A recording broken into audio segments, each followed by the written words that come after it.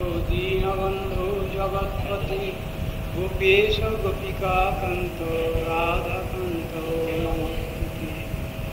नमो ब्रह्मण्यदेवाय गो ब्रह्मणहिताय च पतरुभ्यश्च कृपा सिन्धुभ्यैव च पतितानां पावनेभ्यो वैष्णवेभ्यो नमो नमः। हरे कृष्ण कृष्ण कृष्ण हरे हरे, हरे राम राम राम हरे हरे।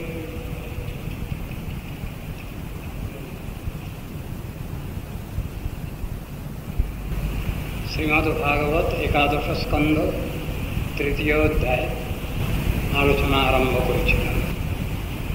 শেষ করেছি তত্ত্ব জিজ্ঞাসু হয়ে ভগবত তত্ত্ব বা আত্মতত্ত্ব জানবার জন্য সদ্গুরুর কাছে প্রপত্তি স্বীকার করতে হবে, এই শ্লোকটা আলোচনা করেছি। তস্মাৎ গুরুং প্রপদ্যেত জিজ্ঞাসু শ্রেয় উত্তমম সাধ্যে পরেচ নিষ্ণাতম ব্রহ্মণ্যুপসমাশ্রয়ম। সেই সদ্গুরুর কাছে তুমি শরণাগত হবে, প্রপত্তি স্বীকার করবে, তার কাছে গিয়ে উত্তম শ্রেয় বিষয়ে জিজ্ঞাসা করবে।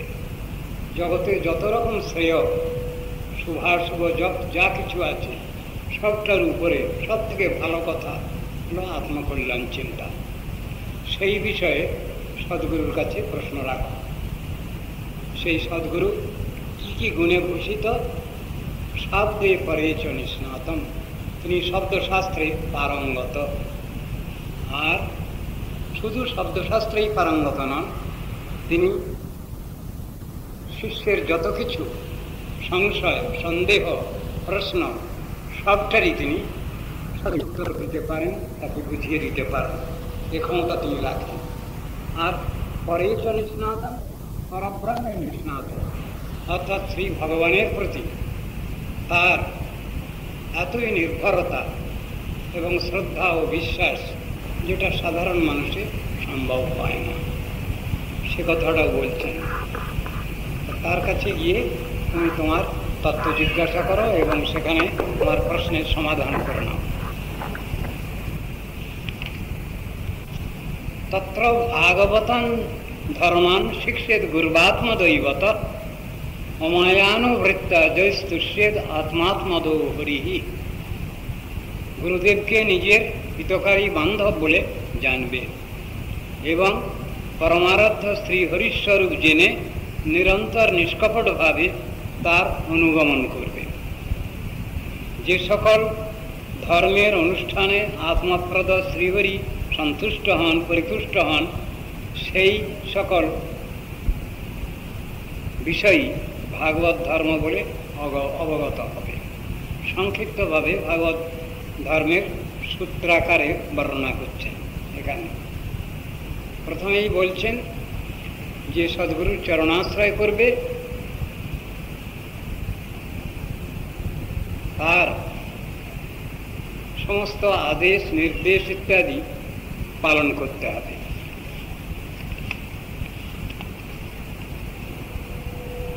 তাকে হিতকারী বান্ধব বলে জানতে হবে। সাধারণ জগতে আমরা অনেকেই গুরুকরণ করি, লৌকিক কৌলিক গুরু অনেকেরই আছে, কিন্তু তারা পরমার্থ শিক্ষা দেন না। তারা লৌকিক ব্যবহারিক জগতের শিক্ষাই কিছু দিয়ে থাকেন, পরমার্থ শিক্ষা, সাধন ভজন শিক্ষা এটা তারা দেন না। এটা দিতে পারেন সদ্গুরু। যাদের পিস্টন নাই তারাই বলতে পারেন।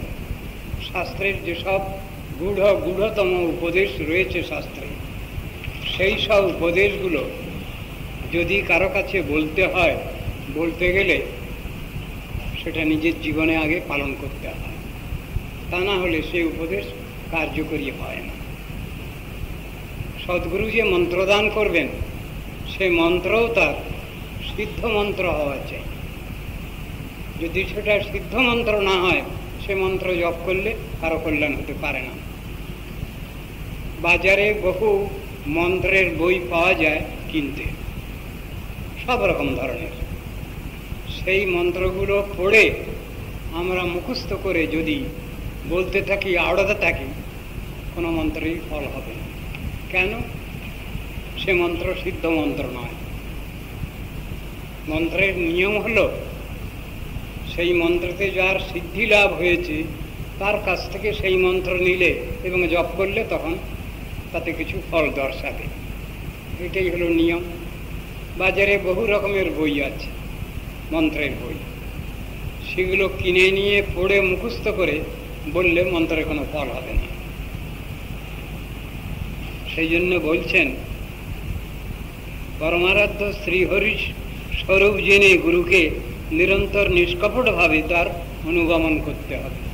অর্থাৎ তিনি যেটা বলবেন সেটা নিজের জীবনে পালনও করতে হবে। ধর্মকর্ম আমার ভালো লাগে, এটা একটা কথা। সেই ধর্মকর্মটা সেটা প্র্যাকটিক্যাল হবে, বাস্তব হবে যখন সেটা আমি আমার নিজের জীবনে আচরণ করব, তারপরে কিছু বলব। এ কথাটা শাস্ত্রে বোঝানো হয়েছে। চৈতন্য মহাপ্রভু এই জগতে সংসারে এসে এই বাস্তব ধর্মটা শিক্ষা দিয়েছেন।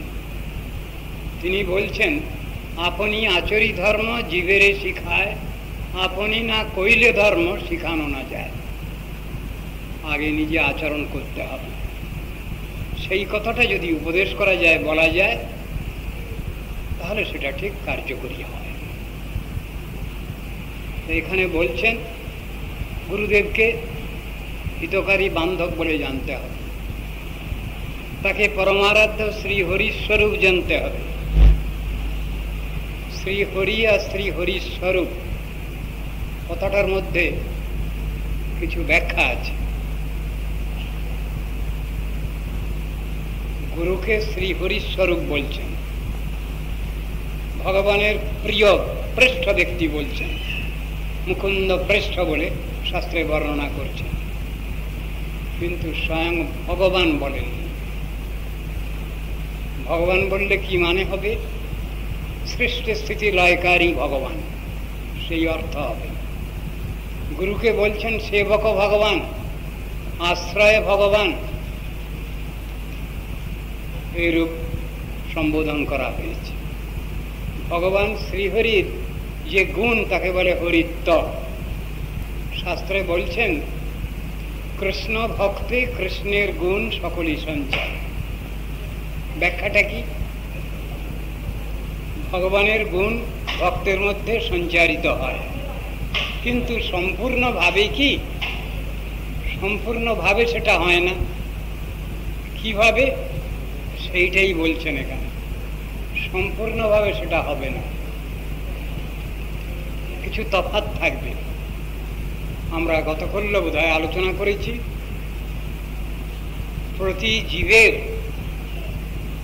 যে সদ্গুণ আছে 50টি গুণ বিন্দু বিন্দু মাত্রায় আছে। 55টি গুণ দেবতাগণের মধ্যে আছে অধিক পরিমাণে। 60টি গুণ নারায়ণ বা বিষ্ণুতে আছে। 62.5 গুণ ভগবান শ্রীরামচন্দ্রে আছে। পূর্ণ 64 গুণ ভগবান কৃষ্ণচন্দ্রে আছে। এ কথা আলোচনা করা হয়েছে, শাস্ত্রে এটা বুঝানো হয়েছে। সুতরাং আমরা যেন উল্টো পাল্টা না করি।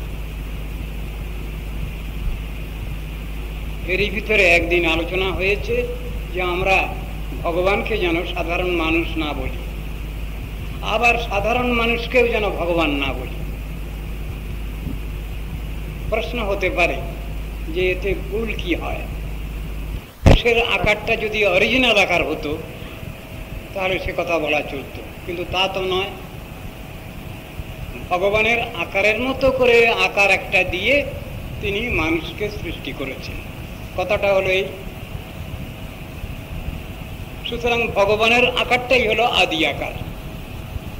এ কথা বেদে, উপনিষদে, শাস্ত্রে সব জায়গায় বলা আছে। परं ब्रह्म नराकृति गूढ़ं तत् मनुष्यलिंगम ज्योतिरभ्यंतरे रूपम अतुलम श्याम सुंदरम द्विभुजं श्याम सुंदरम কথাগুলো বলা আছে। এখানে বলছেন যে ভগবানের আকারটাই হলো নরাকার, কিন্তু শাস্ত্রে আমরা পাচ্ছি ভগবানের আকার আছে, সেই আকারের মতো আকার একটা দিয়ে ভগবান মানুষকে সৃষ্টি করেছেন।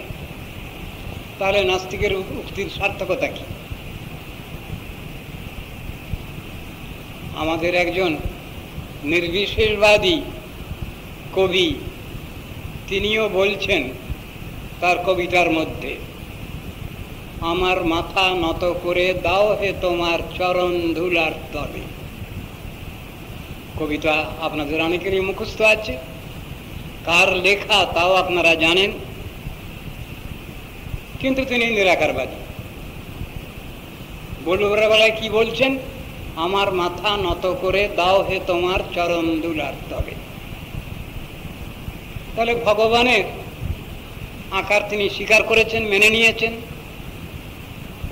তার হাত পা চোখ কান নাক মুখ সবই আছে, তার শ্রীচরণও আছে, তিনি মেনে নিয়েছেন। সেই শ্রীচরণে ধুলাও আছে, এটাও তিনি মেনে নিয়েছেন। তবে তিনি বলতে পারলেন আমার মাথা নত করে দাও হে তোমার চরণ ধুলার তলে।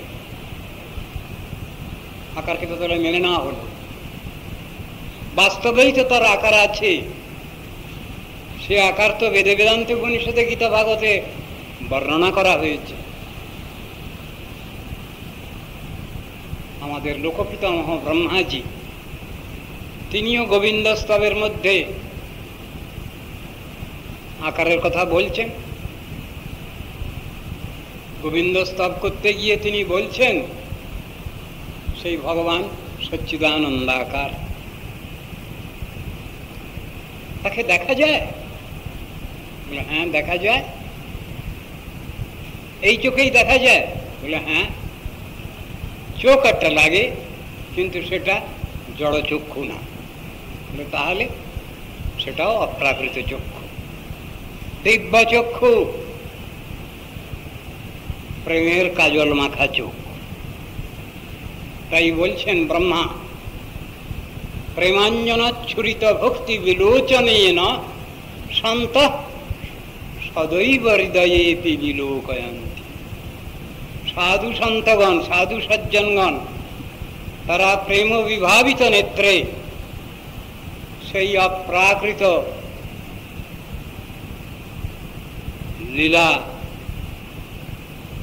পুরুষোত্তম শ্রী ভগবানকে তারা সাক্ষাৎভাবে দর্শন করছেন। বলে কখনো কখনো দর্শন, কখনো কখনো অদর্শন। বলে তা নয়, সদা সর্বদা সদাইব কথা বলা আছে। কি আকার? সেখানে ওই একই কথা পাচ্ছি। ইয়ং শ্যাম সুন্দরম অচিন্ত গুণস্বরূপম। সেই ভগবানের আকার হলো শ্যাম সুন্দর আকৃতি। তা সব জায়গায় তো একই কথাই বলা আছে, তাহলে ভগবানের আকার আমরা অস্বীকার করি কেন? সেই ভগবান সর্বগুণে গুণান্বিত, তবে তাকে নির্গুণ বলি কেন? সেই ভগবান প্রাকৃত ইন্দ্রিয় বিশিষ্ট নন, অপ্রাকৃত ইন্দ্রিয়বান সেই ভগবান, তবে কেন ওটা অস্বীকার করি? তাহলে ভগবানকে নিরাকার, নির্বিশেষ, নির্গুণ, নিঃশক্তিক এ কথা বলছি কেন? ভুল করেই বলা হচ্ছে। আর যেখানে এই শব্দগুলো ব্যবহার করা আছে সেখানে সুন্দর অর্থ করে দেওয়া আছে। সগুণ ব্রহ্ম, পরব্রহ্ম ভগবান, সাকার ভগবান। নির্গুণ শব্দ যেখানে ব্যবহার করা হয়েছে সেখানে কি অর্থ হবে? প্রাকৃত গুণরহিত। সেই ভগবান তো প্রাকৃত গুণরহিত তত্ত্ব। সেই ভগবান অনন্ত শক্তিমান। তো অনন্ত শক্তিমান ভগবানকে যদি আমরা নিঃশক্তিক বলি আরে ভগবানকে গালাগালি দেওয়া হয়, তার অবমাননা করা হয়, শাস্ত্রে সেটা বলছেন। নির্গুণ শব্দ ব্যবহার করা হয়েছে কেন? প্রাকৃত গুণ তার নাই, পরন্তু অপ্রাকৃত গুণবান সেই ভগবান, অপ্রাকৃত লীলাপরায়ণ সেই ভগবান, অপ্রাকৃত দেহ তার, তার রূপ আকার প্রাকৃত কিছু নয়।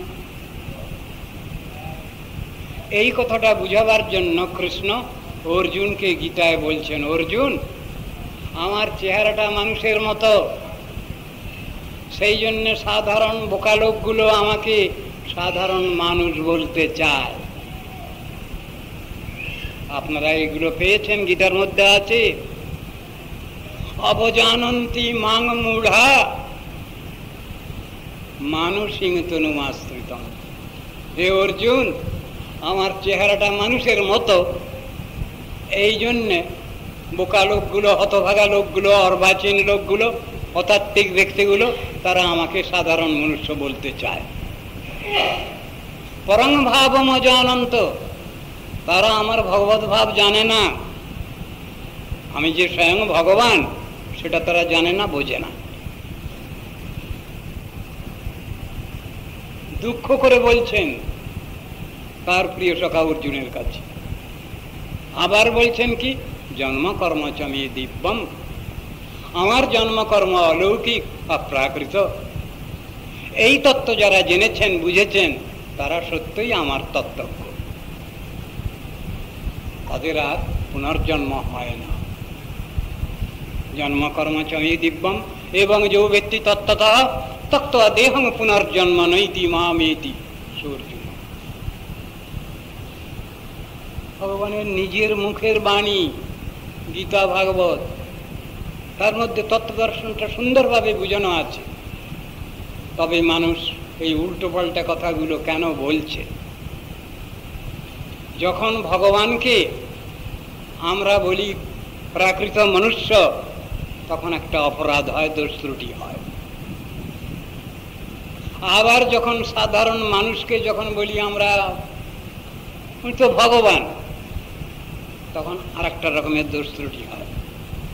দর্শন শাস্ত্রে এগুলো সুন্দরভাবে বিচার করা হয়েছে, কি জাতীয় দোষ ত্রুটি হয় একটা একটা করে উদাহরণ দিয়ে বলা হয়েছে। চেতন বস্তুকে যখন আমি অচেতন বলি, তখন একটা দোষ ত্রুটি হয়। চিৎ বস্তুকে যখন আমি জড় বস্তু বলে বলি, কিরকম? অর্চে বিষ্ণু শিলাধি, শালগ্রাম শিলা, যা পূজার অর্চনের অনেক অধিকার বিচার রয়েছে, সেই শালগ্রাম শিলাকে যদি আমি রেল লাইনের রোলিং স্টোন মনে করি, যদি তাকে অবজ্ঞা করি, অবহেলা করি, কি অবস্থা হয়? কখনো এটা করতে হবে না। শালগ্রাম শিলাকে আমরা কখনোই রেল লাইনের রোলিং স্টোন মনে করব না। অর্চে বিষ্ণু শিলাধি গুরু সু নরমতি,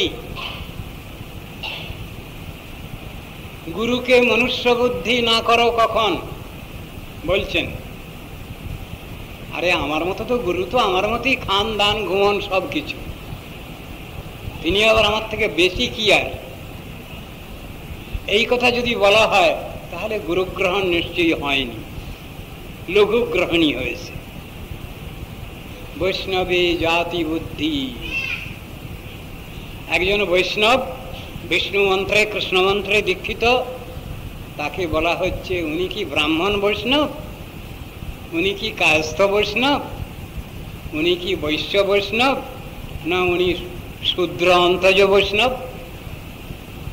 অপরাধ। যখন বৈষ্ণব তিনি, তখন তার জাতের বিচার নাই, শাস্ত্রেই বলছেন। তখন যদি কেউ তাকে জাতের বিচার করতে যান, অপরাধ পঙ্কে নিমজ্জিত হবেন। শাস্ত্রে বুঝানো আছে, তার কঠোর সাজাও আছে। পরম দুর্মতি ছিল, তারে গোরা উদ্ধারিল, তারা হইল পতিত পাবন। যতদিন সেই মাধবানন্দ আর জগদানন্দ বন্দ্যোপাধ্যায় মহোদয় দুজন, যার নাম জগাই আর মাদাই, তারা উল্টো পাল্টা যতদিন করেছে ততদিন তার সমালোচনা হয়েছে। কিন্তু সেই জগাই মাদাই যখন শ্রেষ্ঠ বৈষ্ণব হয়েছেন, তখন যদি কেউ তাকে বলে, হ্যাঁ তোমরা বৈষ্ণব, অপরাধ হবে। শাস্ত্রে নিষেধ আছে এগুলো, সাবধান। পরম দুর্মতি ছিল, তারে গোরা উদ্ধার হইল, তারা হইল পতিত পাবন। পতিত পাবন যখন হয়েছেন, তখন আর পতিতাধম বলা চলবে না, তাহলে হাতে কড়া পড়ে যেত, সাজা হয়ে যেত। শাস্ত্রের নির্দেশ এগুলো। বৈষ্ণবে জাতি বুদ্ধি যখন বলছেন, অষ্ট ধাতু সে পরশ লাগাবে, এক মোল সে বিকায়, যখন সোনা হয়ে যাচ্ছে,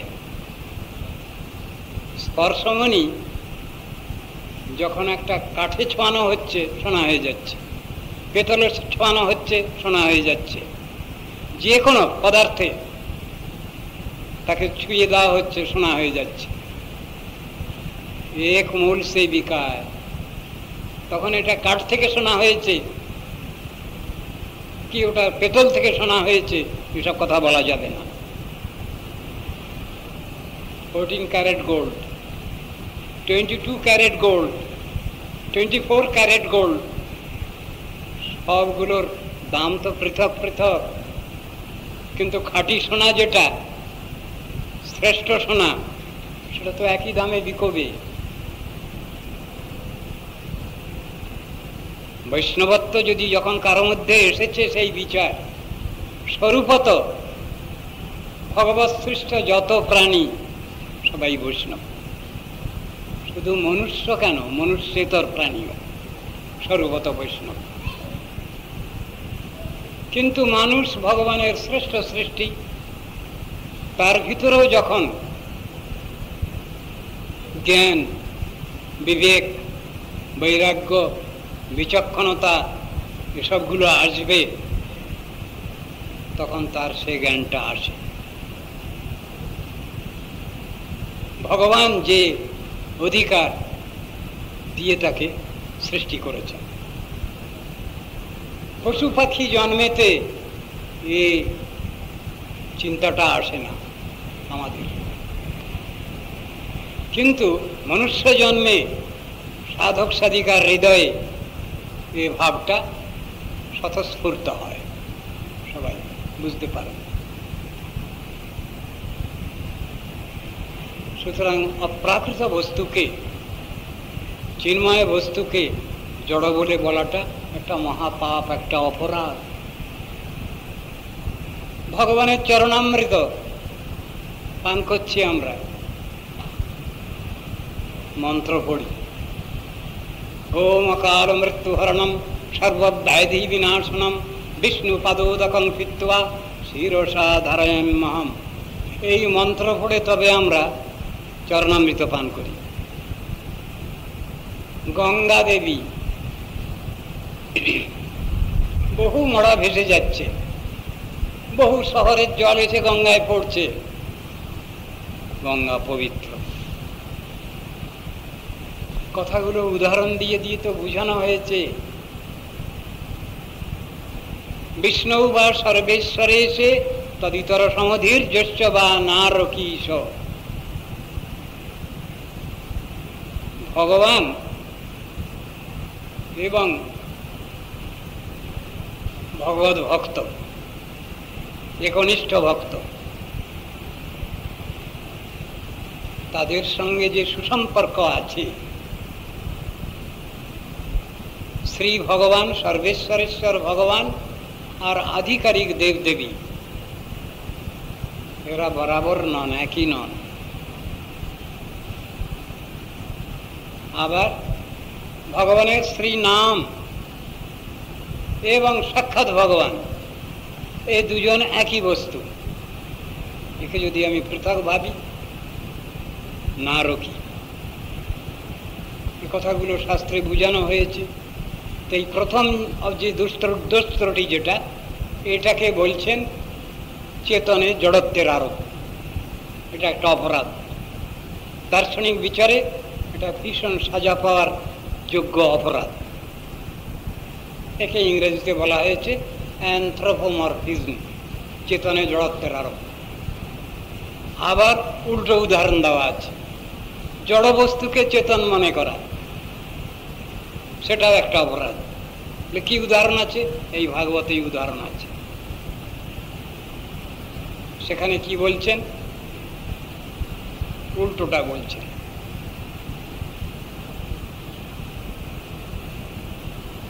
আমরা এই সংসারে সমাজবদ্ধ হয়ে বাস করি। আমি আত্মীয় তাকেই মনে করি আমার রক্তের সঙ্গে যাদের যাদের সম্পর্ক আছে। ভুল বিচার। যস্যাত্মবুদ্ধি কুনপে ত্রিধাতুকে, কুনপ মানে হাড় মাংসের থলি, এই শরীরটা। এতে যার আত্মবুদ্ধি, আত্মীয়তা, আত্মীয় বুদ্ধি, বোকা লোক সে বলে এটা কি দিয়ে তৈরি হয়েছে?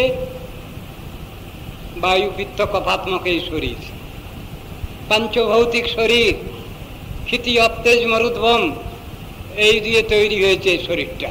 আকাশ, বাতাস, আগুন, জল, মাটি, এই দিয়ে তৈরি হয়েছে শরীরটা। বায়ু, পিত্ত, কফাত্মক এই শরীরটা। এতে যারা আত্মবুদ্ধি করছেন তারা হলেন এক ভ্রান্তজীব। রক্তের সঙ্গে সম্পর্ক যার যার আছে তাকে আমি আত্মীয় বলে ভাবছি, কিন্তু কথাটা তো তা নয়। আত্মার সঙ্গে সম্পর্কিত যারা, তারা হলেন আমার আত্মীয়। এ কথাটা কে ভাবছেন? ভাগবত তো এই বিচারগুলো বুঝিয়েছেন। আমার রক্তের সঙ্গে সম্পর্ক যাদের আছে তাদের আমি আত্মীয় ভাবছি, কিন্তু শাস্ত্র বলছেন না, তা নয়। আত্মার সঙ্গে পরস্পর যে সম্পর্ক আছে সেই সম্পর্ক নিয়েই আত্মীয়তা, বা তাকে আমরা আত্মীয় বলে মানব। যস্যাত্মবুদ্ধি কুনপে ত্রিধাতুকে স্বাধিকর্ত্রাদিষু, স্ত্রী, পুত্র, পরিজন, এই নিয়ে আমাদের আত্মীয়তা, কুটুম্বিতা। আমরা অন্য কিছু বুঝি না। বলছেন তোমরা সবাই বোকা। গীতার মধ্যে বলছেন বাসুদেব সর্বমিতি সমহাত্মা সুদুর্লভ। মহাত্মা কে? যিনি তত্ত্বদর্শী ব্যক্তি। অতাত্ত্বিক ব্যক্তি তিনি নিশ্চয়ই মহাত্মা নন, তিনি দুরাত্মা। কিন্তু তত্ত্বদর্শী ব্যক্তি মহাত্মা, আত্মদর্শী।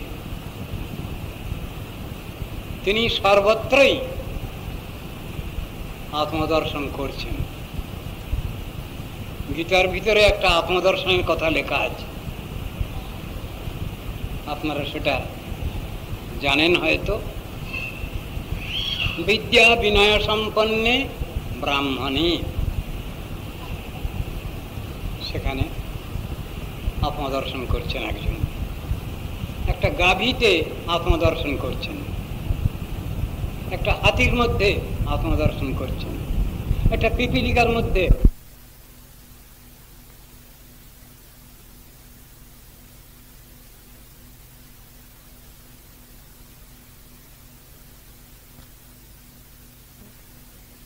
গঙ্গার ধারে বাড়ি, তিনি গঙ্গায় গিয়ে স্নান করেন।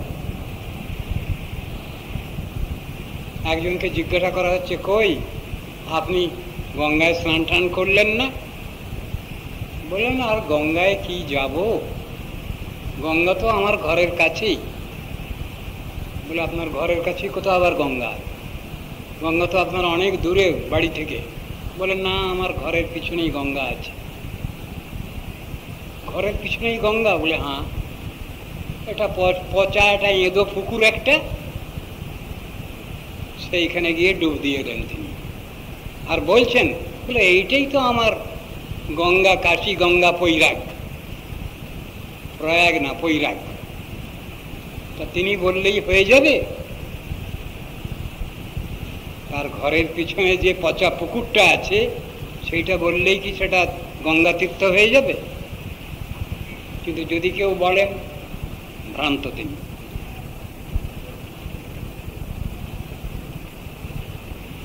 গঙ্গা তীরে একটা বৃক্ষ আছে, বৃক্ষের তলে অনেকগুলো রেল লাইনের রোলিং স্টোন বসানো আছে। সেইখানে লোক প্রত্যেক দিন গঙ্গা স্নান করে উঠে ওইখানে একটু একটু করে জল ঢালে। জল ঢালতে ঢালতে সেটা তীর্থ হয়ে গেছে বলে ওরা ভ্রান্ত।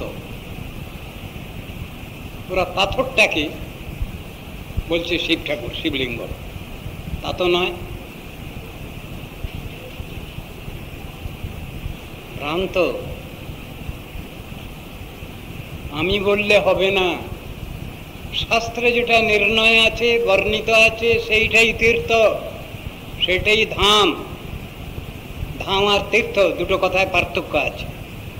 ধাম তাকেই বলা হবে যেখানে স্বয়ং ভগবান আবির্ভূত হন, লীলা প্রকাশ করেন, তাকে বলে ধাম। বৃন্দাবন ধাম, নবদ্বীপ ধাম, অযোধ্যা ধাম, এগুলো ধাম, যেখানে ভগবান স্বয়ং আবির্ভূত হয়ে লীলা প্রকাশ করেন। আর তীর্থ সেগুলো পৃথক। তীর্থের উল্লেখ আছে। অযোধ্যা, মথুরা, মায়া, কাশী, কাঞ্চি, অবন্তিকা, পুরী, দ্বারাবতী চৈব সপ্তৈতে মোক্ষদায়িকা। তীর্থের বিবরণ দিয়েছেন। তীর্থ আর ধাম এক নয়। এগুলোকে মেনে নিতে হচ্ছে, শাস্ত্রে আছে। যারা উল্টো পাল্টা করছেন, আগে একটা উদাহরণ দেওয়া হয়েছে, অপ্রাকৃত বস্তুতে প্রাকৃত চিন্তা, আর এখন উদাহরণ দিচ্ছেন প্রাকৃত বস্তুতে অপ্রাকৃত চিন্তা। এই শ্লোকে বলছেন, জ্যেষ্ঠাত্মবুদ্ধি গুণ পিতৃধাতুকে সধিকর্ত্রাদিষু ভৌময়ুজ্যধি যতীর্থ বুদ্ধি সলিলে চ করেছি জনেশ্বভিজ্ঞেষু সএব গো কর। এটা ভয়ঙ্কর গালাগালি। গালাগালিটা কে দিলেন? যার গালাগালি দেওয়ার ক্ষমতা আছে, মালিক, সুপ্রিম গার্জিয়ান, সব থেকে বড় গার্জিয়ান, তিনি গালাগালি দিয়েছেন। যাদের এইরকম বুদ্ধি তারা সব বোকা।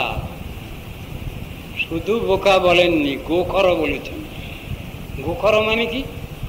গরুর মধ্যে গাধা। এবার কি গালাগালি? গরুর মধ্যে গাধা? বলে হ্যাঁ, গরু দিয়ে তো অনেক কাজ হয়, কিন্তু গরুর তৃণবাহী গর্দভ।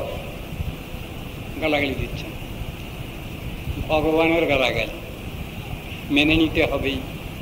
আমরা যদি উল্টো পাল্টা করি, ও গালাগালি মানতেই হবে, শুনতেই হবে, কোনো উপায় নেই। শাস্ত্রে সব জিনিসটা এইরকম বুঝিয়েছে। উল্টো পাল্টা বললে, উল্টো পাল্টা করলে তো রেহাই নাই। না রুকি সব ওখানে বলছেন, নরক আছে নাকি?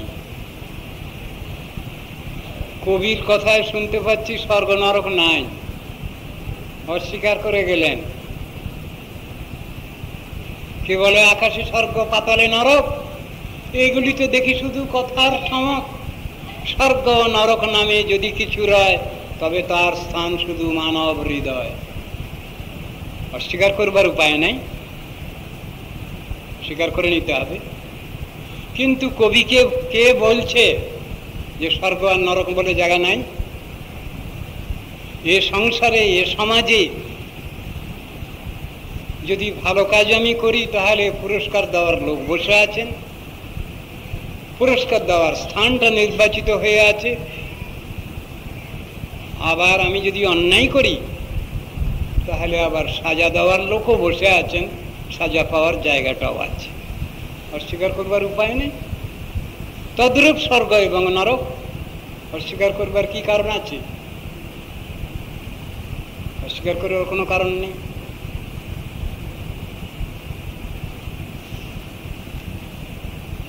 শাস্ত্রে এগুলো সুন্দরভাবে বিচার করেছে।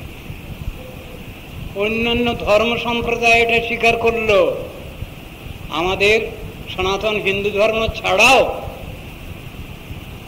খ্রিস্টান ধর্মের ভিতরে স্বীকৃত হয়েছে স্বর্গ নরক, হেভেন অ্যান্ড হেল। মুসলিম ধর্মেতেও স্বীকৃত হয়েছে স্বর্গ নরক।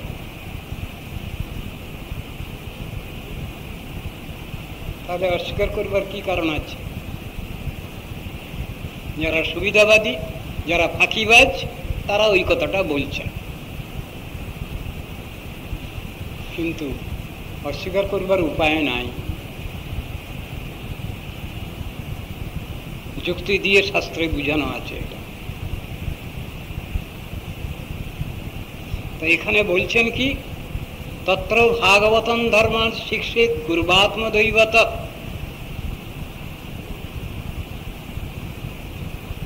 নিষ্কপট ভাবে শ্রী গুরুর অনুগমন পূর্বক ধর্মের অনুষ্ঠান করতে হবে। তাহলে গুরুদেব যা বলবেন সেটা মনে প্রাণে মানতে হবে, এটাই হলো বড় কথা। শুনতে ভালো লাগে, শুনলাম, এটা খুব একটা ভালো কথা হলো না। প্র্যাকটিক্যাল সাইড হবে, বাস্তবধর্মী যিনি, তিনি ওটা তার জীবনে আচরণ করবেন, তিনি হলেন ঠিক ঠিক শ্রোতা। সেই কথা বলছেন এখানে। যে ধর্ম পালন করলে ভগবান শ্রীহরি পরিতুষ্ট হন, সন্তুষ্ট হন, সেই ধর্ম তুমি আচরণ করো। গীতা ভাগবতের শিক্ষা তো এই, কর্ম করো, কর্ম করো, কর্ম করো। ভাই, মুখে বললে তো হবে না। কোন কর্ম করব? একরকম কর্ম যদি আমি করি তাতে বন্ধন হয় আমার, আর একরকম কর্ম যদি আমি করি তাতে আমার মুক্তি হয়। তা আমি কোন কর্ম করব? যাতে আমার মুক্তি হবে আমি সেই কর্ম করব। কিভাবে সেটা হয় শাস্ত্রে সেটা বুঝানো আছে। ভগবত প্রতিকামনায় এই সংসারে আমরা কর্মাচরণ করব, সেটাই হলো ভক্তি। এটা বুঝানো হয়েছে, ভগবত প্রত্যর্থে কর্মাচরণ, তা নাহলে বন্ধন দর্শন। গৃহস্থের ঘরে দুটো পোকামাকড় আছে, ঘরের মধ্যে মাকড়সা বাসা করে, তার থুতু লালা থেকে সুতা বের করে আর জাল তৈরি করে ঘরের কোনায় কোনায়।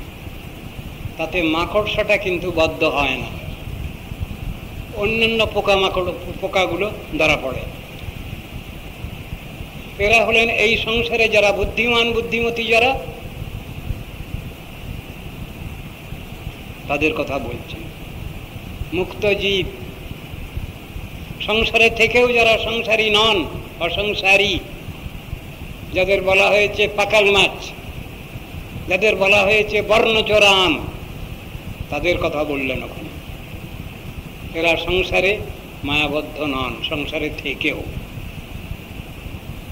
আর একটা পোকা আছে যার নাম গুটি পোকা, পেশকৃত কীট। সেও তার মুখ থেকে লালা সুতা বের করে, তার মধ্যে সে আবদ্ধ হয়, তাকে সেদ্ধ করে মারা হয়। গুটি পোকা। তা কর্ম তো দুরকম, একরকম কর্মেতে বন্ধন দশা, আর এক রকম কর্মেতে মুক্ত দশা। আমরা কোন কর্ম করব? গীতায় বলছেন যজ্ঞার্থাৎ কর্ম না। ভগবানের প্রীতি কামনায় তুমি সংসারে কর্মাচরণ করো, অন্যত্র লোকয়ং কর্মবন্ধন। তা যদি উদ্দেশ্য না হয় তোমার, তাহলে তুমি বন্ধনের মধ্যে পড়ে যাবে। কিন্তু ভগবান শিখাচ্ছেন শাস্ত্রে কর্মটা কিভাবে করব, কোন তার কি প্রসেস আছে, কি প্রসিডিওর আছে, শাস্ত্রে বুঝানো আছে। এখানে বলছেন যে কর্ম করলে ভগবান শ্রীহরি সন্তুষ্ট হন সেই কর্মাচরণ করো। সদ্গুরুর নির্দেশ উপদেশ নিয়ে চলো, নির্দেশ সে কথা বুঝাচ্ছেন এখানে। সর্বত মনস সঙ্গম আদৌ সঙ্গঞ্চ সাধুষু দয়াং মৈত্রীং প্রশ্রয়ঞ্চ ভূতে শ্রদ্ধা যথোচিতম। প্রথমে অনাসক্তি অভ্যাস করতে বলছে,